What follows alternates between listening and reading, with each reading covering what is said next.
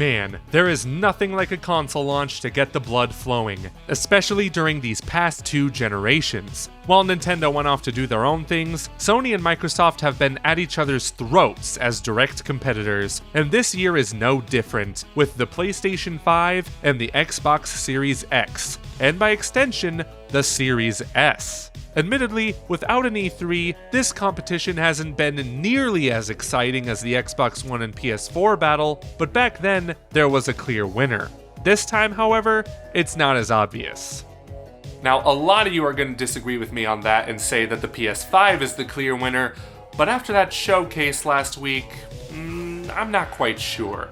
So, if you are having trouble figuring out which console to buy at launch, you should probably do the mature thing and not buy any of them at launch and wait until they actually have games for you to buy, but we don't follow that nonsense here. We want the latest and greatest, damn it. Give it to me! First, let's start with the specs of each unit, because this is probably the least important aspect of this debate. Don't get me wrong, it's important for these consoles to have powerful specs, but I don't think we're going to see a huge difference in how games look and perform on both consoles. Now, I'm no Austin Evans or Linus Tech Tips, so I can't go over each individual moving part of the console, but I do know that the Xbox Series X is a more powerful system than the PlayStation 5. The overall GPU performance of the Series X is 12 teraflops, which is twice the amount of the Xbox One X at 6 teraflops, and it puts the standard Xbox One to shame at 1.31 teraflops. As for the PS5, it is not as powerful as the Series X with 10.28 teraflops, but is that really gonna matter? As it is, I can barely tell the difference between third-party games running on PS4 Pro and Xbox One X. However, the insides of each game consoles are complicated, and even if they use a similar architecture, they do not have the same exact parts. And that's where I bring in the Xbox Series S, the cheaper $300 alternative to the Series X with the same Zen 2 processor, but no disk drive and a weaker GPU. Still, you can play games at up to 1440p and 120 FPS, which is crazy. I'm very interested to see how well this unit sells, seeing as it'll play everything the Series X plays at a lower resolution, but it won't give Xbox One games any Xbox One X enhancements. Honestly, the Series S is going to be a great choice for people who still play on 1080p displays, and even better if those displays have high refresh rates. But back to the PS5 and Series X. They both use Zen 2 architecture, so I'm going to assume third-party games will run about the same on each platform. It's not like when the PS3 used a cell architecture and every third-party game looked worse than they did on 360 because of it. God, remember those days?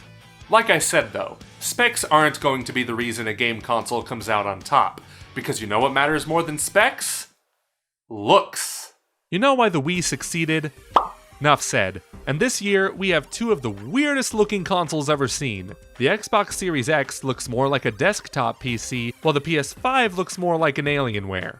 No, not the PC manufacturers, I'm talking about literal alien technology. And now we have the Series S, which looks like a boombox and a drive-thru speaker. You've seen the memes, I won't dwell on this. When you get down to it, the Series X and S have great form factors. Each part has its place, they look to have great ventilation, and you can set them up vertically or horizontally. Though if I were to set up the X horizontally, the sideways logo would bug me for the rest of my days. As for the PS5... Why? I'm not gonna sugarcoat it, y'all. This design is ugly. I don't like it. It's just all over the place with its design, and I do not understand why it looks like this. And that's not all. There's a digital-only version of this console that looks kind of better because it doesn't have the weird pregnancy bump for a disk drive. Why did they put the disk drive there to begin with? Are they trying to entice people into buying the digital-only model? Probably. Truth be told, I wasn't too turned off by the design until I saw how big it's supposed to be. Unless the PS5 takes GameCube discs, there is no way this is going to fit in my TV stand. So if looks and size are the only 2 things you're looking for in a game console, get an Xbox Series X or S. Chances are though, you're gonna want a game console because of the games. It's a shocking concept, I know, but this is where things get interesting, especially when launch games are a concern. Now, backstory, I actually started writing this video last month, and I figured I would have to edit a few things after I found out about the price reveals. But no, I scrapped this entire section because so much has changed, and it's kind of annoying.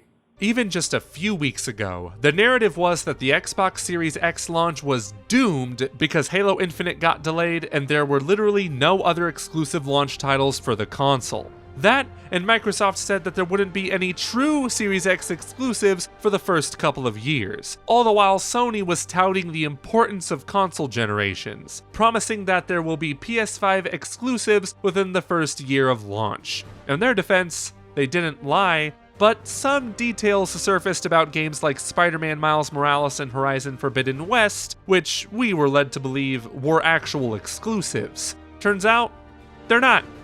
At all. They're also coming out on PS4.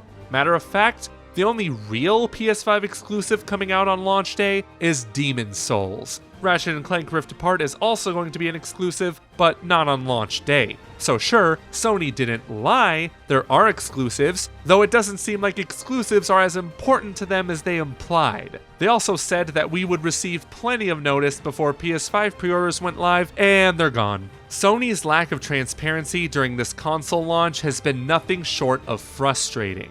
At least Microsoft has been transparent about the Series X. Sure, most of the games will also be available on Xbox One and PC, but as long as you're playing on an Xbox or on the Xbox PC app, they don't care.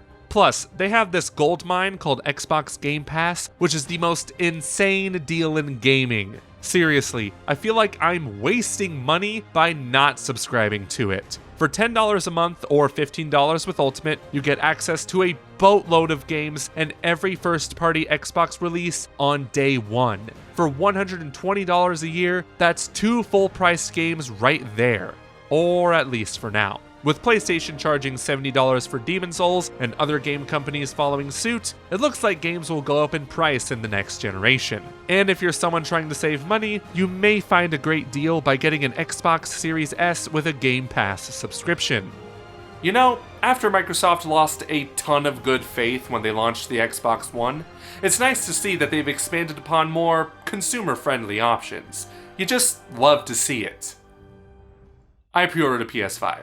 Yes, I know, Sony has been very annoying lately with their pre-order fiasco, mixed messaging, and just overall lack of transparency. But they haven't messed up nearly as bad as Microsoft did in 2013, and not nearly as bad as they did in 2006. I still like their IPs, and I still want to play them on PS5, even if they're also on PS4. I mean, you're listening to a guy who bought a PS4 at launch with Assassin's Creed Black Flag. I could have just played that game on my 360, PS3, or Wii U, but I wanted to play the best looking and best running version of the game on new hardware. And I didn't have a gaming PC at the time. And even though I have a gaming PC now, it's not nearly as powerful as the PS5 is going to be. I really don't think there's any shame in buying a new console to play prettier versions of current-gen games. I would much rather play Assassin's Creed Valhalla on a PS5 than my PS4 Pro and even my PC, which doesn't have an RTX card in it.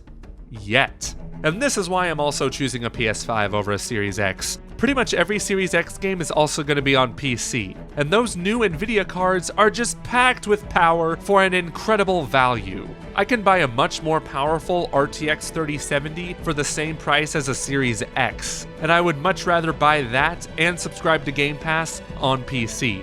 Who knows though?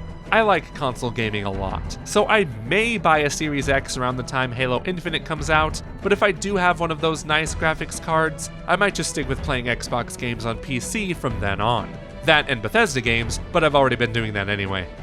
Look, regardless of what console you decide to buy, I don't think there's any clear winner or loser here. Both platforms have their fair share of faults to the point where it just comes down to preference. If you like PlayStation exclusives, get a PS5. Or if you don't have a beefy gaming PC and you like Game Pass, get an Xbox Series X or S. But you better hurry because pre-orders opened today. Though it's nice to see that this console launch has played it relatively safe, I do miss moments like these. I'm very proud to announce that PlayStation 4 will be available at $399. Take me back. Hey, thank you so much for watching this video here on Ferris Wheel Pro. If you liked it, be sure to give it a thumbs up and subscribe if you are new to not miss any of my future uploads. I'd also like to thank my Patreon supporters, including Justice 2 Free, Stephanie Ferris, Smash JT, and Sean Long. In the meantime, this has been Ferris Wheel Pro, and I will see you on the next ride.